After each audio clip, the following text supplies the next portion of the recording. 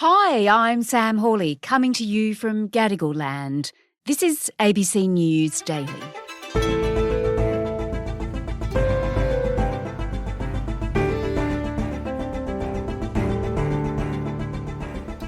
It looks like the Reserve Bank's achieved what it set out to do. It slowed the economy by hiking up rates to stop us spending. But the economy is now also in a per capita recession. So what on earth is that? And should we worry about it? Today, business and economics reporter Gareth Hutchins on what it means for our hip pockets and jobs.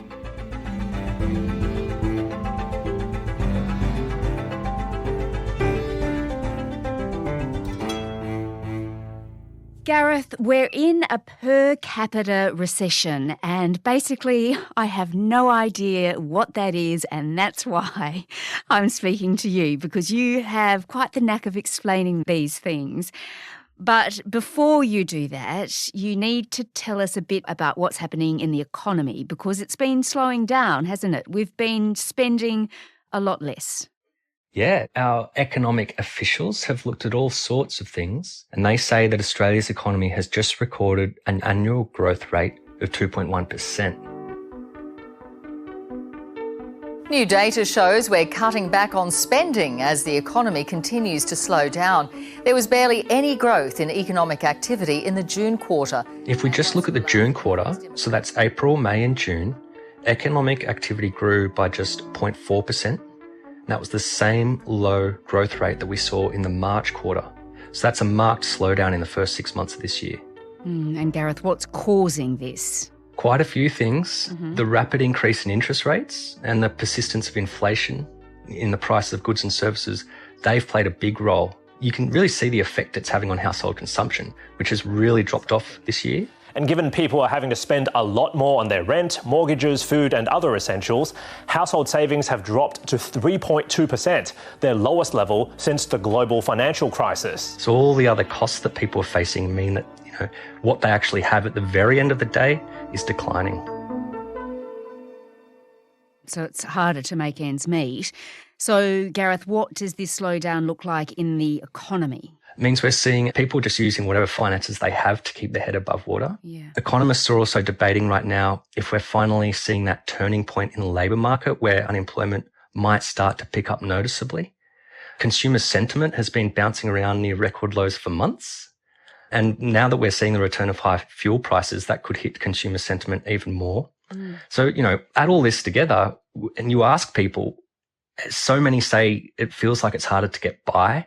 We're all just exhausted by the financial stresses we're juggling. It's one thing after another. Until I was able to get into low-income housing, it was rent, 100%, but even groceries have just gone up so much. It's the basic stuff. You're constantly counting just to try and make ends meet. Like our electricity bills have shot up, but we're lucky we don't have a mortgage.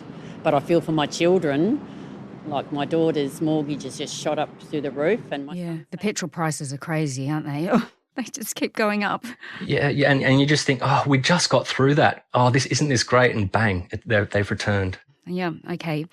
Our colleague Nassim Kadem, she spoke with Chris De Lorenzo. He has a hair care brand and he's really noticing a difference, isn't he? Really interesting hearing what he had to say. From his perspective, he said people started to go to hair salons less during the pandemic. And now that everybody's dealing with cost of living pressures on the other side of the lockdowns, people really haven't returned to using hair salons like they were in the days before COVID.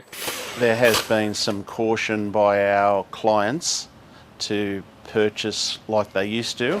Overall, the average spend is less per client. He's just saying sales are down 10% over the past year for him, and the cost of materials and packaging for his manufacturing plant have increased. We might have to take some drastic measures, purchase less, make less, and keep our costs down. So, as people spend less on a whole range of goods and services, it's making it more likely that businesses will end up shedding staff at some point. That could, feed into a vicious cycle then of falling spending, falling business turnover, and more job cuts. But we're not there just yet. Right, yeah, okay, so we'll all have COVID here. That's not a good thing. All right, not good for business and not good for us, let's face it.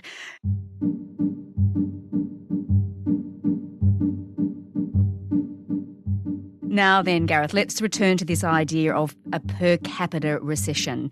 We're in one, apparently, but what on earth is it and why is it happening if we still have some growth? Great questions. Per capita recession. It's one of those phrases that makes your eyes glaze over. Yes. It sounds so technical or sophisticated, but really it's per capita simply means per person. And when economists talk about economic growth, they say it's really useful to know how much economic output there has been per person recently. It's because it helps to distinguish between growth in the size of the pie and how large each slice is that's going to everybody in the economy. Mm-hmm. And I think that metaphor of the pie is a really good one because it helps to explain why people can feel poorer while the pie is actually getting larger. And that's what we're actually dealing with here. A technical recession refers to a situation in which economic activity has declined for 6 months in a row. That's the size of the pie has shrunk. Mm-hmm. But a per capita recession is when the size of everybody's slice has been getting smaller for 6 months in a row, even though economic activity is still growing overall. Now, according to ABS officials, GDP per capita, so that's economic output per person, that declined by 0.3% in the first quarter of this year, and it declined by another 0.3% in the second quarter. And the reason why we've experienced that decline in output per person is because the population is growing so quickly at the moment with such high levels of immigration, with the return of foreign students and such. That was up 4.3% in the last quarter. Wow. Okay, so a per capita recession, we're recording growth on paper, but there's less output from everyone in the economy on average, and we're getting less and less pie. I want more pie, Gareth. How do we fix this? That's right. It's because of this big boost in immigration. Now, economists hope that dynamic will sort itself out over time. They say all those extra people coming here are helping to fill our still really high level of job vacancies. They're also consumers, so they have money to spend too, and that will contribute to growth overall. But it's also contributing to some problems in other areas of the economy, particularly in housing. And plenty of foreign students have come here on the promise of an education, only to find that they're being plonked in the middle of a housing crisis. Yes. So it's not good for them either. No, okay. I wish we could just bake more pies, Gareth. That could be a very easy fix to this, right? Yeah. Okay. All right, so let's look at this growth a bit more. We know that politicians, economists, they love it, right? They say the economy's growing, it's fantastic, brilliant.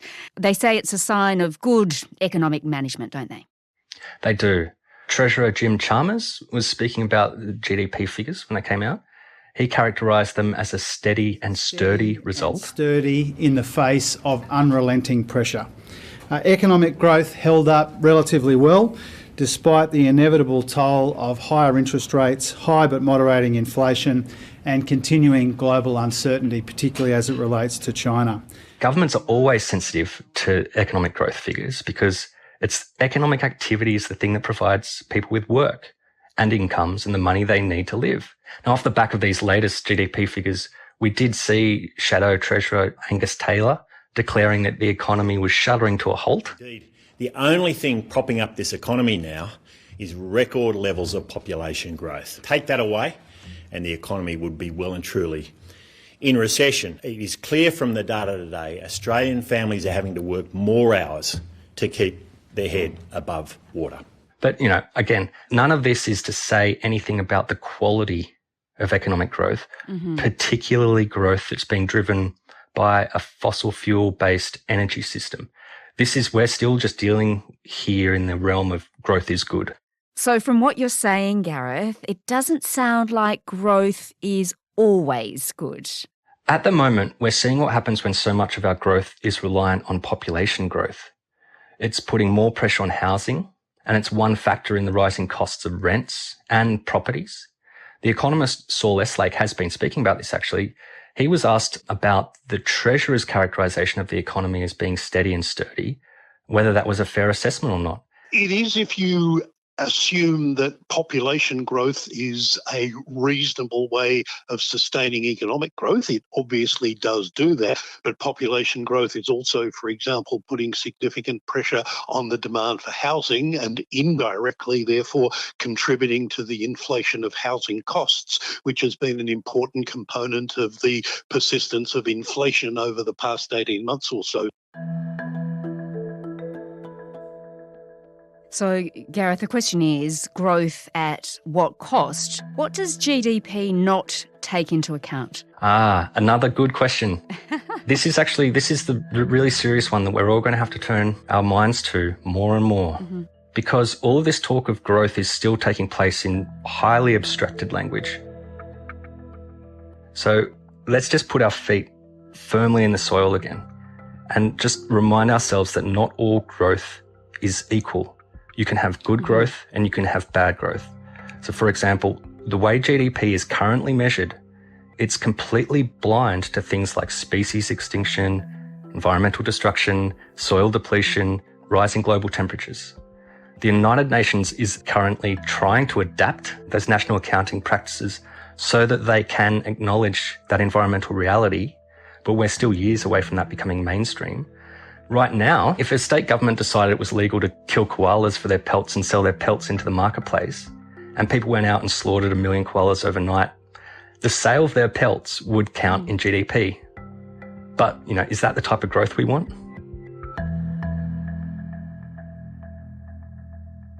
No, definitely not. So, Gareth, what is the outlook then for the health of our economy?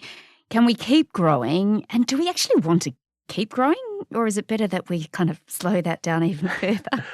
Well, yeah, so we really need to watch the rate of unemployment. The RBA expects the unemployment rate to rise to 4.5% from here. It's currently 3.7%. And that will be as a consequence of its rapid rate hikes and a few other things. But it will be really happy if that doesn't happen, obviously. Now, when it comes to the question of growth itself, there's so much to be concerned about. Can we sustain these high rates of population growth? How long will it take to fix this housing crisis? And, we're currently seeing these horrific floods and fires in so many parts of the world. The cost of the rebuild for those countries will divert resources away from the global attempts to shift energy systems towards renewable sources of growth. And that's one of the biggest challenges we're all going to face from here. It's what type of growth do we need in order to be living sustainably on the planet we're on? Yeah, all right. In the meantime, Gareth, time to go and bake a pie. I'll pick a pecan one, I think. Anyway. I'll go with apple. Gareth Hutchins, thank you. Thank you, Sam. Gareth Hutchins is a business and economics reporter based in Canberra. If the unemployment rate rises to 4.5%, as the Reserve Bank predicts, about 140,000 people could lose their jobs. This episode was produced by Bridget Fitzgerald, Laura Corrigan, Nell Whitehead and Anna John, who also did the mix. Our supervising producer is David Cody. I'm Sam Hawley. ABC News Daily will be back again tomorrow. Thanks for listening. ABC Listen. Podcasts, radio, news, music and more.